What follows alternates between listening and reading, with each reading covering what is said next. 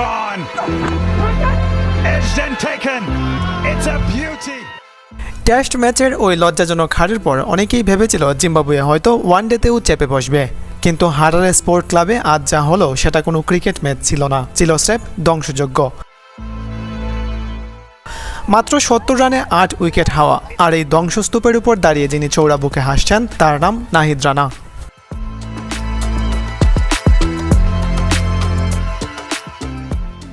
শুরুতে তাসকিনের জোড়া আঘাতে জিম্বাবুয়ের টপ অর্ডারে তখন কেবলই ছিঁড় ধরেছে।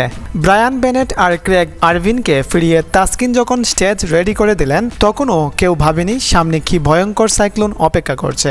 মুস্তাফিজুর রহমান এক প্রান্ত রান আটকে রেখেছিলেন ঠিকই, কিন্তু নাহিদ রানা যখন বল হাতে নিলেন তখন যেন হারারের পিচ থেকে আগুন জ্বলতে শুরু করলো।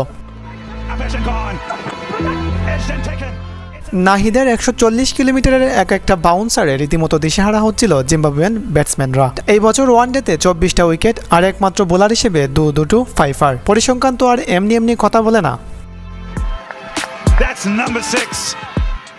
খেলার আসল টার্নিং পয়েন্ট ১৩ নম্বর ওভার। রানার লাফিয়ে ওঠা শর্ট বলে সিকান্দার রাজা রীতিমতো দিশেহারা। বলটা একটু বেশি বাউন্স করেছিল। রাজা জায়গা থেকে সরে ব্যাট চালালেন আর তা সোজা কিপার নুরুল হাসানের গ্লাভসে। আর তখন শেষ হয়ে যায় জিম্বাবুয়ের সবচেয়ে বড় বর্ষা।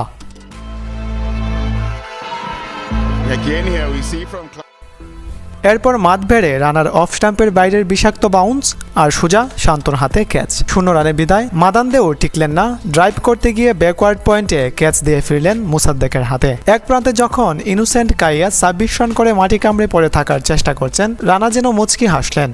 গুড লেন্থের বল কায়ার ব্যাটের কানা ছুলো, আর নুরুল হাসান সোহান ডান দিকে বাজ পাখির মতো ডাইভ দিয়ে ছু মেরে বলটা তুলে নিলেন। এক স্পেলেই যেন জিম্বাবুয়ের মেরুদণ্ড ভেঙে রীতিমতো চুরমার।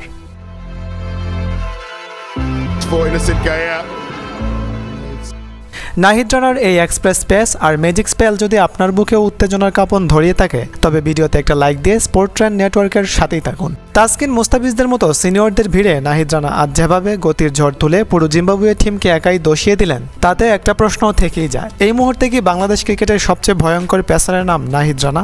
কমেন্ট বক্সে আপনার মতামত জানিয়ে যাবেন।